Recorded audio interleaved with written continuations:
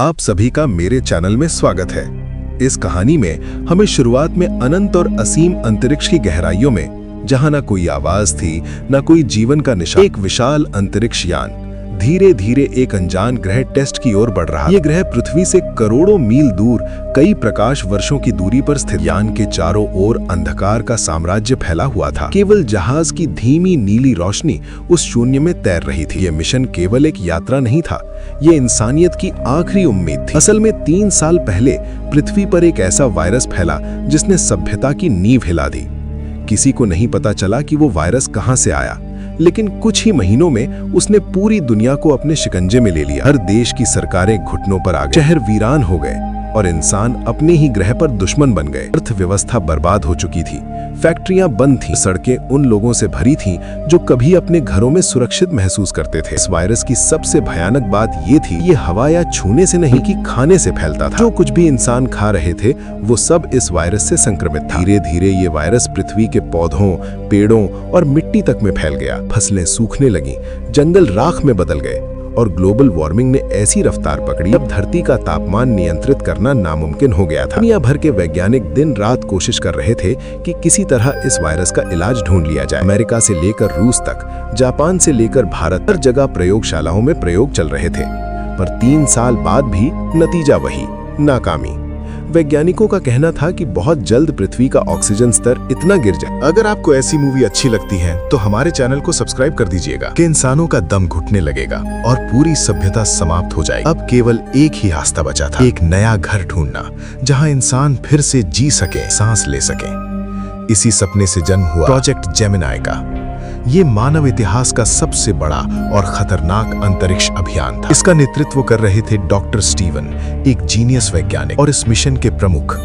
इस प्रोजेक्ट की शुरुआत तब हुई जब पृथ्वी पर कुछ पैलियोंटोलॉजिस्ट्स को एक रहस्यमयी गोलाकार वस्तु मिली, एक स्फीयर जो 4 अरब साल पुराना था। वैज्ञानिकों ने अनुमान लगाया कि यह स्फीयर किसी परग्रही सभ्यता का हो सकता है जिसकी तकनीक इंसान की समझ से बहुत आगे थी। इस स्फीयर में ऐसी शक्तियां थीं जो अंतरिक्ष और ऊर्जा के नियमों को झुका सकती थी। जब स्टीवन ने इस स्फीयर की कार्यप्रणाली को समझने की कोशिश की तो उसे महसूस हुआ कि शायद यही मानवता की आखिरी उम्मीद है। इस स्फीयर की ऊर्जा की मदद से एक ऐसी तकनीक बनाई जा सकती थी जो दूसरे ग्रहों पर इंसानों के लिए अनुकूल वातावरण तैयार कर सके। यही विचार था प्रोजेक्ट जेमिनी, पृथ्वी के खत्म होने से पहले इंसानियत को किसी नए ग्रह पर बसाने का प्रयास। इस मिशन के लिए वैज्ञानिकों ने टिस नाम के ग्रह को चुना, जो पृथ्वी जैसी परिस्थितियों वाला माना गया था। लेकिन ये ग्रह कई प्रकाश वर्ष दूर था, जहां तक पहुंचना किसी इंसान के लिए असंभव समझा जाता था। फिर भी प्रोजेक्ट जेमिनी की टीम ने जोखिम उठाया। टीम में चुनिंदा वैज्ञानिक और इंजीनियर शामिल थे। मिशन प्रमुख Steven, engine specialist Peter, commander Ryan, pilot Richard और कुछ अन्य क्रू सदस्य मौजूद थे। जहाज के उड़ान भरने से पहले स्टीवन की पार्टनर और साथी वैज्ञानिक एमी उससे मिलना चाहती थी। एमी ने मिशन में शामिल ना होकर पृथ्वी पर ही रहकर वायरस का इलाज खोजने का फैसला किया था। लेकिन किस्मत को कुछ और ही मंजूर था। स्टीवन के मिलने से पहले ही लॉन्च का समय हो गया।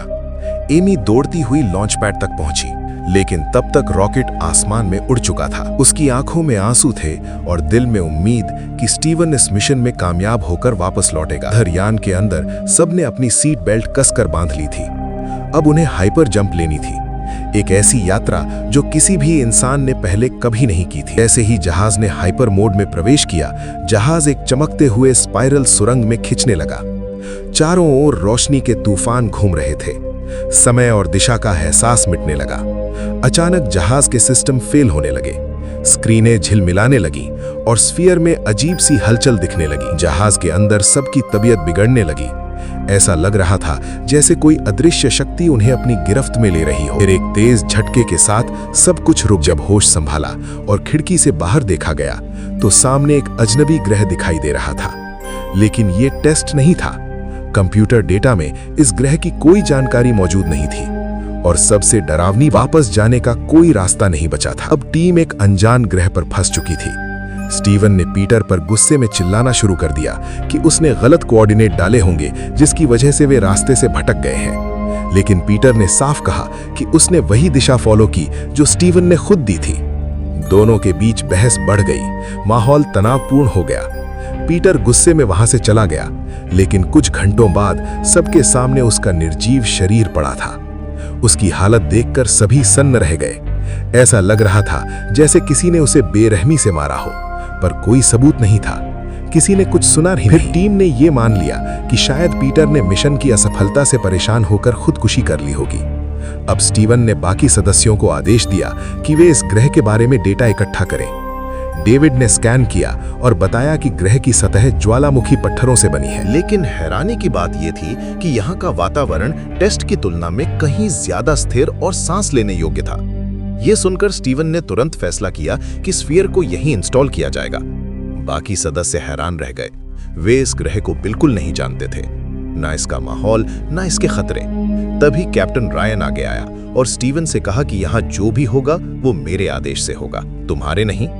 लेकिन स्टीवन, जो इस पूरे प्रोजेक्ट का प्रमुख था, उसने किसी की एक न सुनी। उसकी आंखों में केवल एक ही लक्ष्य था, मानवता को बचाना, चाहे कीमत कुछ भी क्यों ना हो। लेकिन उसे इस बात का अंदाजा नहीं था कि जिस ग्रह को वो इंसानियत की नई शुरुआत समझ रहा है, वही ग्रह जल्द ही उनके लिए एक ऐसा जाल बनने वाला था जिससे बाहर निकलना नामुमकिन होगा। स्टीवन अब किसी भी कीमत पर उस स्फीयर को एक्टिवेट करने के लिए अड़ा हुआ था और बाकी क्रू मेंबर्स के विरोध के बावजूद वो कुछ चुनिंदा सदस्यों के साथ एक छोटी शटल में सवार होकर उस अनजान ग्रह की सतह पर उतरने निकल पड़ा। जब जहाज ग्रह के वातावरण में प्रवेश करता है तो वहां की भारी हवा और दबाव लैंडिंग को बेहद खतरनाक बना देते हैं। जहाज बुरी तरह डगमगाने लगता है, मानो किसी अनदेखी शक्ति ने उसे जकड़ लिया हो। लेकिन किसी तरह वे सभी मुश्किलों को पार कर सुरक्षित उतरने में सफल हो जाते हैं। हालांकि शटल बुरी तरह क्षतिग्रस्त हो चुकी थी और अब उसके उड़ने की कोई संभावना नहीं बची थी, यानी वापसी का रास्ता पूरी तरह बंद हो चुका था। लेकिन स्टीवन के लिए यह मायने नहीं रखता था, क्योंकि अब उसका ध्यान केवल एक ही चीज पर था, इस ग्रह के रहस्य को उजागर करना और स्फीयर को सक्रिय करना। वो स्फीयर को लेकर अपने साथियों के साथ एक विशाल गुफा की ओर बढ़ता है जो अंधेरे में लिपटी थी। वहां की हवा में एक रहस्यमय धुंध खुली थी और हर तरफ से अजीब सी धड़कन जैसी आवाजें गूंज रहीं। स्टीवन और उसकी टीम ने स्फीयर को गुफा के बीचों बीच इंस्टॉल कर दिया, लेकिन उसी वक्त माइनक्राफ्ट में कुछ भयानक घट रहा था। वहां जहाज के सिस्टम में एक अजीब चिपचिपा तरल फैलने लगा, जो किसी जीवित चीज की तरह जहाज की दीवारों और तारों में घुसता जा रहा था। रिचर्ड, जो अब माइनक्राफ्ट में अकेला था, इंजन रूम की तरफ बढ़ता है, जहां आखिरी बार पीटर को देखा गया था। वहां उसे एक कैमरा और वही रहस्यमयी लिक्विड दिखाई देता है जिसे देखकर उसकी रूह कांप जाती है। तभी स्टीवन जब नीचे स्फीयर को एक्टिव करता है, उसी वक्त रिचर्ड उससे संपर्क करता है और कहता है कि उसे तुरंत एक वीडियो देखना होगा। स्टीवन बाकी सदस्यों को लेकर वापस माइनक्राफ्ट पहुंचता है और जब वीडियो प्ले किया जाता है तो सबके चेहरे सफेद पड़ जाते हैं। उसमें पीटर खुद को रिकॉर्ड कर रहा होता है। जब वो इंजन रूम की ओर बढ़ता है, तभी कैमरे में स्फीयर के पास एक अजीब सी हलचल नजर आती है। फिर अचानक एक काली छाया तेजी से उसकी ओर झपटती है और पल भर में पीटर को बेरहमी से मौत के घाट उतार देती है। वीडियो खत्म होते ही कमरे में सन्नाटा छा जाता है। सबके दिमाग में एक ही सवाल गूंजता है कि आखिर वो चीज क्या थी जो उनके साथ उसी जहाज में मौजूद है। अब डर उनके जहन में घर करने लगता है और उन्हें एहसास होता है कि असली खतरा तो अब शुरू हुआ है। अब कहानी और भी गहराई में उतरती है, जहां डर और पागलपन के बीच इंसानियत की आखिरी उम्मीद लड़खड़ाने लगती है। माइनक्राफ्ट में अब सिर्फ रिचर्ड बचा था, जबकि बाकी सभी नीचे उस रहस्यमय ग्रह पर थे। बाकी क्रू मेंबर्स रिचर्ड के लिए चिंतित थे, क्योंकि उन्हें लगा कि वो खतरे में है। लेकिन रिचर्ड का जवाब सुनकर सबके पैरों तले जमीन खिसक जाती है। रिचर्ड कम्युनिकेशन सिस्टम पर कांपती आवाज में कहता है कि खतरा मुझे नहीं बल्कि तुम लोगों को है। वो चीज जो पीटर को मार चुकी है अब स्फीयर के साथ है, यानी वो वही है तुम्हारे पास। सन्नाटा गूंजने लगता है, सबकी सांसें रुक जाती हैं। किसी को समझ नहीं आता कि रिचर्ड क्या कहना चाहता है। तभी डेविड डेटा चेक करता है और बताता है कि इस ग्रह के वातावरण में कार्बन डाइऑक्साइड की मात्रा तेजी से बढ़ रही है। लेकिन सबसे अजीब बात यह है कि यहाँ कोई जीवित प्राणी मौजूद ही नहीं जो इसे रिलीज कर सके। इसका मतलब साफ था कि स्फीयर किसी अनजान तरीके से इस ग्रह के माहौल को बदल रहा था। शायद वो इस ग्रह को अपनी जरूरतों के हिसाब से ढाल रहा था।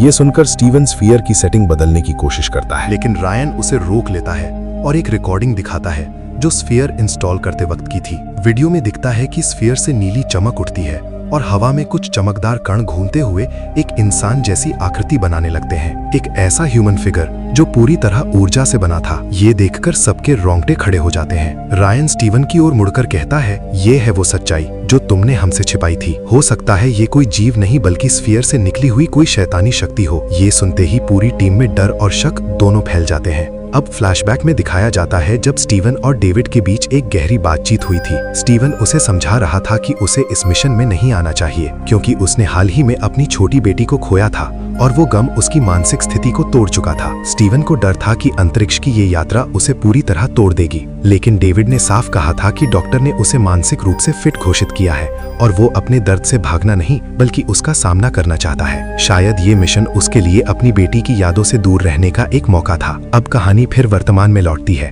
जहां स्टीवन डेविड से कहता है हमें गुफा में जाकर स्फीयर की सेटिंग ठीक करनी पड़ेगी, तभी हम इस ग्रह के वातावरण को इंसानों के लिए तैयार कर पाएंगे। डेविड को मनाने के लिए वो कहता है जब तुम अपनी बेटी की मौत के गम से जूझ रहे थे तब तुमने महसूस किया था कि सब खत्म हो गया है, तो सोचो अगर पूरी इंसानियत को पता चले कि वो मरने वाले हैं तो क्या होगा। हमें इस मिशन को हर हाल में पूरा करना होगा क्योंकि यही मानवता की आखिरी उम्मीद है। स्टीवन की बातों में फंसकर डेविड एक बार फिर उसके साथ उस रहस्यमयी गुफा की ओर लौट जाता है। जब दोनों वहां पहुंचते हैं तो डेविड अपने डिवाइस पर एक अनजान सिग्नल नोटिस करता है जो सीधा उनकी दिशा में बढ़ रहा था। असल में ये अनजान चीज ट्रोजन थी, एक एलियन पैरासाइट जो स्फीयर के अंदर मौजूद थी। जब स्फीयर को एक्टिवेट किया गया तो एक एरर की वजह से ये जाग गई और सबसे पहले इसने मेन शिप पर पीटर को मारा। अब ये स्फीयर का पीछा करते करते इन लोगों के पास इस ग्रह पर पहुंच चुका था। डेविड डर के मारे पीछे हटता है और कहता है हमें यहाँ से तुरंत निकलना होगा, लेकिन स्टीवन उसकी बातों को नजरअंदाज कर देता है और स्फीयर की सेटिंग बदलने में जुट जाता है। गुस्से में डेविड बंदूक उठाकर स्फीयर पर फायर कर देता है। तभी स्टीवन भी बंदूक उठा लेता है और दोनों के बीच जोरदार बहस छिड़ जाती है। तभी गुफा के अंदर एक गड़गड़ाने जैसी आवाज गूंजती है। ट्रोजन गुफा तक पहुंच चुका था। ये देखकर दोनों अपनी जान बचाने के लिए पूरी रफ्तार से बेस की ओर भागते हैं और ट्रोजन भी भयानक गति से उनका पीछा करता है, लेकिन ऐन वक्त पर दोनों किसी तरह बेस के अंदर पहुंच जाते हैं। रायन उन्हें देखकर चौंक उठता है, लेकिन इससे पहले कि वो कुछ समझ पाए ट्रोजन भी बिजली की तरह उनके पीछे जहाज में घुस आता है। अलार्म गूंजने लगते हैं, लाल लाइट्स टिमटिमाने लगती है और पूरा जहाज डर और अफरा तफरी में डूब जाता है। बाकी क्रू मेंबर्स अपने केबिन से बाहर निकलते हैं। लियोना घबराई हुई बाहर आती है और एक साथी उसे खींचकर लैब में ले जाता है जहां दर्जनों बायोलॉजिकल सैंपल रखे हुए थे। लेकिन तभी वहां की लाइट्स झिलमिलाने लगती हैं और ठंडी हवा का झोंका गुजरता है। अगले ही पल वहां ट्रोजन का साया गुजरता है। वो अपनी साथी लियोना को भागने के लिए कहता है, लेकिन खुद मारा जाता है। कांपती हुई लियोना बाकी टीम से संपर्क करती है और बताती है कि ट्रोजन अब क्राफ्ट के अंदर है। रायन स्टीवन पर भड़क उठता है और गुस्से में कहता है ये सब तुम्हारी जिद का नतीजा है। जब सब डिवाइस चेक करते हैं तो पता चलता है कि ट्रोजन ने एक इंजन पूरी तरह तबाह कर दिया है। कई कैमरे अब काम नहीं कर रहे और रिचर्ड से संपर्क टूट चुका है। स्टीवन सोचता है कि अगर स्मोक फैला दिया जाए तो शायद ट्रोजन भ्रांत हो जाएगा। वो बैकअप जनरेटर से सारे सिस्टम जोड़ने में लग जाता है और कुछ ही देर में कैमरे दोबारा काम करने लगते हैं। तभी स्क्रीन पर ट्रोजन दिखाई देता है जो तेजी से स्टीवन की ओर बढ़ रहा है। तभी स्टीवन को सामने कॉरिडोर के अंधेरे से ट्रोजन की गुर्राने की आवाज सुनाई देती है। इससे पहले कि ट्रोजन उसे मार देता, पीछे से रायन आता है और पूरी तेजी से स्टीवन को केबल की मदद से खींचकर सेफ रूम के अंदर ले आता है। इसी मुठभेड़ में उन्हें समझ आता है कि ये जीव इलेक्ट्रोमैग्नेटिक एनर्जी को नियंत्रित कर सकता है। वो मशीनों को रोक भी सकता है और चलाना भी जानता है, यानी वो जहाज को अपने कब्जे में ले सकता है। स्टीवन अब आखिरी योजना बनाता है। वो कहता है हम इसे बाहर ले जाएंगे, उसे अपनी ओर खींचेंगे और इंजन की ताकत से खत्म कर देंगे। सब उसकी बात मान लेते हैं। जैसे ही ट्रोजन क्राफ्ट के दरवाजे के पास आता है, स्टीवन उसे अपने पास बुलाता है और बाकी टीम इंजन की ओर बढ़ जाती है। जैसे तैसे ट्रोजन शिप से बाहर निकल जाता है और स्टीवन का पीछा करता है, लेकिन लियोना उस पर गोली चला देती है। तभी वो गलती से इंजन के सामने आ खड़ी होती है और उसी वक्त इंजन चालू हो जाता है। लियोना यहीं मारी जाती है। अब स्टीवन शिप के अंदर भागता है और ट्रोजन उसका पीछा करता है। आखिरी पल में डेविड स्टीवन को खींचकर अंदर ले आता है और दरवाजा बंद कर देता है, लेकिन ट्रोजन का एक छोटा टुकड़ा दरवाजे से कटकर शिप के अंदर आ जाता है। अब उनके दो साथी लियोना और फ्रैंक मारे जा चुके थे और शिप पर सिर्फ डेविड, स्टीवन और रायन ही बचे थे। तभी कहानी अचानक हमें अतीत में ले जाती है, उस पल में जब स्टीवन और एमी आखिरी बार आमने सामने खड़े थे। एमी की आंखों में नींद से ज्यादा थकान और दर्द था। उसकी आवाज कांप रही थी जब उसने स्टीवन से कहा कि उसने आखिरकार वायरस का ब्लूप्रिंट तैयार कर लिया है। उसे पूरा यकीन था कि इस ब्लूप्रिंट से वैक्सीन बन सकती है जो पृथ्वी को बचा लेगी, लेकिन उसके लिए उसे स्टीवन की जरूरत थी। वो चाहती थी कि स्टीवन मिशन पर ना जाए बल्कि उसके साथ रहे, क्योंकि वो अब स्टीवन के बच्चे की मां बनने वाली थी। लेकिन स्टीवन अपनी जिद पर आड़ा रहा। उसकी नजरों में केवल मिशन था और उस मिशन में वो इंसानियत की आखिरी उम्मीद देख रहा था। एमी की आंखों से आंसू बहने लगे।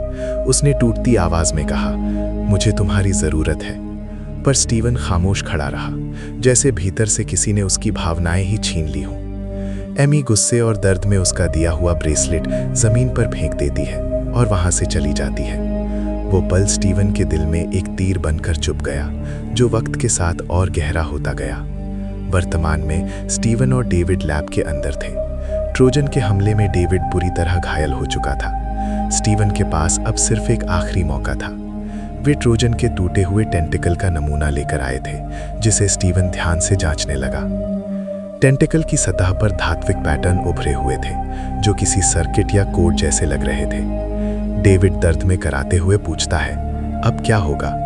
और स्टीवन ठंडी आवाज में कहता है, जब ट्रोजन ने तुम पर हमला किया था तो उससे तुम संक्रमित हो गए, और अब तुम्हारे शरीर में वो एंटीबॉडीज विकसित हो चुकी हैं जिसकी तलाश हम सालों से कर रहे हैं। तुम्हारे खून से हम एक वैक्सीन बना सकते हैं और पृथ्वी को बचा सकते हैं। वो तुरंत टेंटिकल पर एक कट लगाता है। तभी लैब की लाइट्स झिलमिलाने लगती हैं, दीवारों पर परछाइयां कांपती हैं और हवा में एक अजीब सी इलेक्ट्रोमैग्नेटिक लहर फैल जाती है। कंप्यूटर सिस्टम अपने आप चालू बंद होने लगते हैं और कमरे की हर चीज जैसे किसी अदृश्य शक्ति के नियंत्रण में चली जाती है। स्टीवन अब समझ चुका था कि ये कोई साधारण जैविक जीव नहीं, बल्कि एक बायोकेमिकल क्रिएचर है, एक जीवित मशीन जो सीधे स्फीयर से जुड़ी है। यानी ट्रोजन को खत्म करने का एकमात्र तरीका है स्फीयर से उसका कनेक्शन तोड़ना और दोनों को एक साथ नष्ट करना।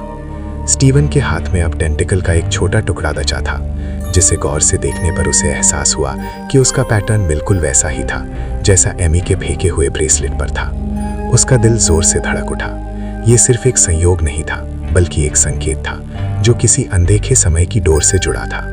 स्टीवन तुरंत रिचर्ड को कॉल करता है और कहता है कि वो 4 अरब साल पहले के तारों की स्थिति चेक करे। रिचर्ड कंप्यूटर में डेटा डालता है। स्क्रीन पर तारों के पैटर्न उभरते हैं और जो नतीजा सामने आता है उसे देखकर दोनों सन्न रह जाते हैं। 4 अरब साल पहले पृथ्वी के आसमान में जो तारों के पैटर्न थे, वही पैटर्न इस ग्रह के आसमान में भी दिखाई देते हैं। स्टीवन कहता है, हम टेस्ट पर नहीं हैं, बल्कि हम पृथ्वी पर ही हैं, 4 अरब साल पुरानी पृथ्वी पर। यह सच्चाई जानकर सबके होश उड़ जाते हैं। अब सब कुछ बदल चुका था।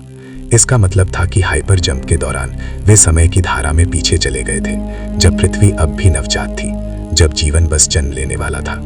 स्टीवन की सांसें तेज हो जाती हैं। वो कहता है, अगर हम भविष्य में पृथ्वी को बचा नहीं सकते तो हमें अतीत में उसका रास्ता बनाना होगा। वो रिचर्ड से कहता है, मुझे एमी तक एक संदेश भेजना है, एक ऐसा संदेश जो अरबों साल पार कर सके, जो समय के पार पहुंचकर आने वाली पीढ़ियों को ये बता सके कि इंसानियत ने आखिरी वक्त में भी उम्मीद नहीं छोड़ी। स्टीवन धीरे से झुककर जमीन पर पड़ा, वही टूटा हुआ ब्रेसलेट उठाता है। वो उस ब्रेसलेट के धातु वाले हिस्से पर अपनी उंगली से कोड लिखता है, वही कोड जो स्फीयर को एक्टिव करने का असली रहस्य था। वो कहता है, ये कोड 4 अरब साल बाद भी इस धातु में मौजूद रहेगा, और जब एमी इसे छुएगी तो ये पैटर्न खुद उभर आएगा। तब उसे समझ आ जाएगा कि पृथ्वी को कैसे बचाना है। उसके चेहरे पर दर्द और उम्मीद दोनों एक साथ थे। तभी रिचर्ड के कैमरे में हलचल होती है। स्क्रीन पर दिखता है कि रायन स्फीयर को बम से उड़ाने की तैयारी कर रहा है। स्टीवन हैरान रह जाता है। वो चिल्लाता हुआ कंट्रोल रूम की ओर भागता है, लेकिन रायन ने कमरे को लॉक कर रखा था। स्टीवन किसी तरह अंदर पहुंचता है और कहता है, रायन, अगर तुमने अभी स्फीयर को उड़ाया तो सब खत्म हो जाएगा। हमें इसे ट्रोजन के साथ ही नष्ट करना होगा ताकि वो जीव बच ना सके। रायन कुछ पल के लिए रुकता है। वो स्टीवन की बात मानने ही वाला होता है। तभी पीछे से डेविड अंदर आता है। उसके चेहरे पर गुस्सा, निराशा और दर्द का मिलाजुला भाव है। वो चिल्लाता है, तुम समझते नहीं स्टीवन, अगर तुमने स्फीयर को दोबारा एक्टिव किया तो हम वही गलती दोहराएंगे जिससे मानवता पहले ही बर्बाद हो चुकी है। वो नहीं चाहता था कि उसकी बेटी फिर से इतनी कम उम्र में इस दुनिया से चली जाए, इसलिए वो मानव जीवन की शुरुआत नहीं होने देना चाहता था। उसकी आंखों में पागलपन था और अगले ही पल वो रायन पर गोली चला देता है। रायन की लाश वहीं गिर जाती है और कमरा फिर मौत जैसी खामोशी में डूब जाता है। स्टीवन डेविड का ध्यान भटकाकर उसे जख्मी कर देता है और जल्दी से बम को सक्रिय करके 5 मिनट का टाइमर लगा देता है। उसका प्लान था ट्रोजन को किसी तरह शिप के अंदर लाकर पूरी शिप को उड़ा देने का। स्टीवन एक फ्लेयर लेकर शिप से बाहर निकलता है। बाहर आंधी तूफान किसी मौत की तरह गरज रहा था। स्टीवन फ्लेयर छोड़ता है और ट्रोजन उसके पीछे शिप के अंदर आ जाता है। स्टीवन भागता है ताकि वो ट्रोजन को शिप के बीचों बीच लाए। अगले ही पल ट्रोजन दीवार तोड़कर स्टीवन के सामने आ जाता है। वो उसे मारने ही वाला होता है कि स्टीवन उस पर गोली चला देता है और भागता हुआ शिप से दूर निकलता है। और उसी वक्त पूरी शिप पर एक धमाका होता है और ट्रोजन मारा जाता है। अब स्टीवन इस अनजान प्लैनेट पर अकेला था, इस आंधी के बीच। उधर ऑर्बिट में मेन शिप से रिचर्ड लगातार स्टीवन से संपर्क करने की कोशिश कर रहा होता है और उसका संपर्क स्टीवन से हो जाता है। स्टीवन कहता है, मैं गुफा में जा रहा हूँ एमी से संपर्क करने, जब आंधी शांत हो तो मुझे लेने आ जाना। और इतना कहकर वो इस आंधी को चीरता हुआ गुफा तक पहुंचता है। स्टीवन घायल और कमजोर हालत में स्फीयर के पास जाकर उसे एक्टिवेट करता है और भविष्य में एमी देखती है कि जिस ब्रेसलेट को उसने फेंक दिया था वो चमकने लगता है। वो तुरंत उसे उठाती है और अपने टेबल के पास जाकर स्क्रीन पर एक सीक्वेंस में पैटर्न मूव करती है। अगले ही पल पूरी गुफा लाल रंग की रोशनी से भर जाती है। अब वो स्टीवन को देख पा रही थी, जो इस वक्त 4 अरब साल पुरानी पृथ्वी पर था। वो दौड़कर उसे गले लगाने जाती है, लेकिन उसका हाथ स्टीवन के आर पार हो जाता है, क्योंकि वो बस एक रियल टाइम होलोग्राफ था। स्टीवन कहता है, मुझे वायरस का इलाज मिल गया है, और फिर एमी को उसका फॉर्मूला बता देता है। इसके बाद वो कहता है, मैंने वादा किया था कि मैं वापस आऊंगा, लेकिन अब मैं नहीं आ पाऊंगा, मेरे बच्चे का ख्याल रखना। इतना कहकर स्टीवन गायब हो जाता है। स्टीवन मर जाता है और कुछ समय बाद एमी अपने बच्चे के साथ खुश दिखाई देती है। अब पृथ्वी से वायरस का नामो निशान मिट चुका था। स्टीवन और उसके साथियों ने अपनी कुर्बानी देकर भविष्य में पृथ्वी को बचा लिया था। और इसी के साथ ये कहानी यहीं खत्म हो जाती है।